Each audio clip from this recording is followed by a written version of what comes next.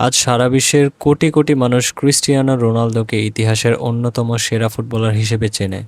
তারা তার ট্রফি, গোল, private jet আর কোটি কোটি ভক্তের উন্মাদনা দেখে। কিন্তু খুব কম মানুষই সেই একাকী 12 বছরের ছেলেটিকে মনে রেখেছে যে রাতে ঘুমানোর আগে একা একা কাঁদত।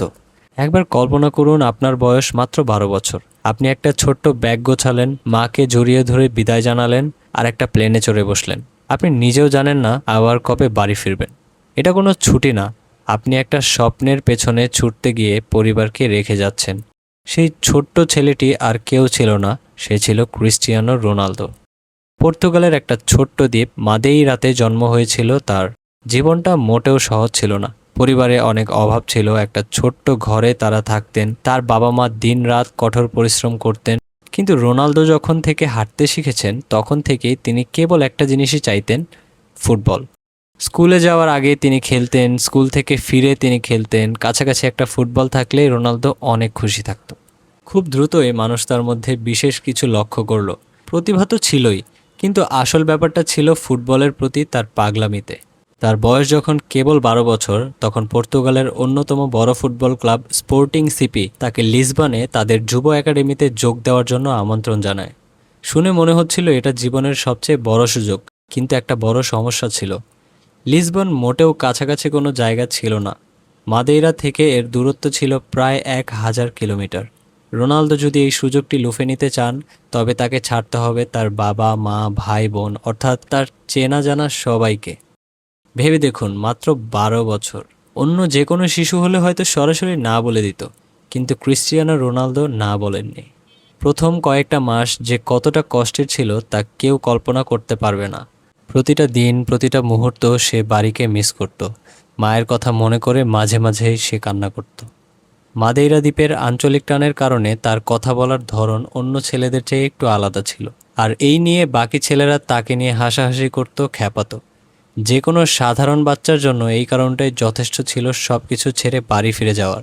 আর সত্যি বলতে, সে যদি চলেও যেত কেউ তাকে দোষ দিত না। কিন্তু যতবারই তার মনে হতো সে সব ছেড়ে দেবে, ততবারই তার মনে পড়তো কেন সে ঘর ছেড়েছিল। সহজে কিছু পেয়ে যাবে বলে সে ঘর ছাড়েনি। সে ঘর ছেড়েছে কারণ সে বিশ্বাস করত তার পরিবারের একটা সুন্দর জীবন পাওয়ার অধিকার আছে। প্র্যাকটিসের পর অন্য বাচ্চারা যখন বিশ্রাম নিত, রোনালদো তখনও মাঠে পড়ে থাকত। কেউ অল্পে সন্তুষ্ট হয়ে গেলেও সে খাটত আরও একটু বেশি।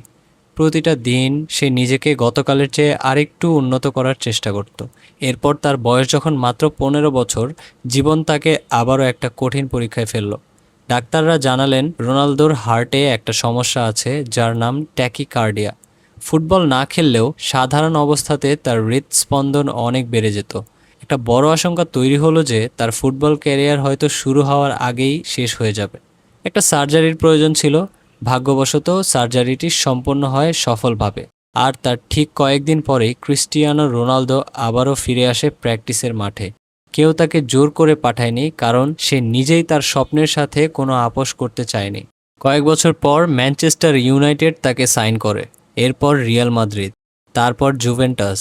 ক্রিস্টিয়ানো রোনালদো একের পর এক লিগ শিরোপা, চ্যাম্পিয়ন্স লিগ, ব্যালন ডিওর জিতেছে এবং ফুটবলের ইতিহাসের অন্যতম সেরা গোলদাতা হয়ে উঠেছে।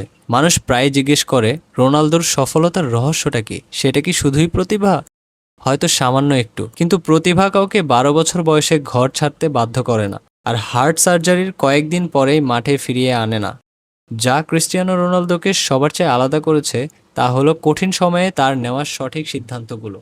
আপনাকে 12 বছর বয়সে ঘর ছাড়তে হবে না, কিংবা আপনাকে বিশ্বের সেরা ফুটবলারও হতে হবে না, কিন্তু প্রতিটি স্বপ্নই আপনার কাছ থেকে কিছু না কিছু ত্যাগ দাবি করে।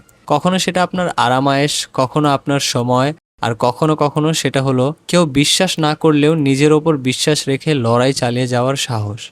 প্রশ্ন এটা নয় যে আপনার স্বপ্নটা পূরণ হওয়া সম্ভব কিনা। আসল প্রশ্ন হলো সেই স্বপ্নকে সত্যি করতে আপনি নিজের ঠিক কী কী জিনিস পেছনে ফেলে যেতে প্রস্তুত। কারণ একদিন মানুষ শুধু আপনার সফলতাই দেখবে, আর কখনোই আপনার পেছনের কান্না, একাকী রাত কিংবা সেই ত্যাগগুলো দেখবে না যা দিয়ে এই সফলতা তৈরি হয়েছে। কিন্তু আপনি তো জানেন, আর এই পেছনের গল্পটাই আপনাকে একজন সত্যিকারের চ্যাম্পিয়ন বানায়।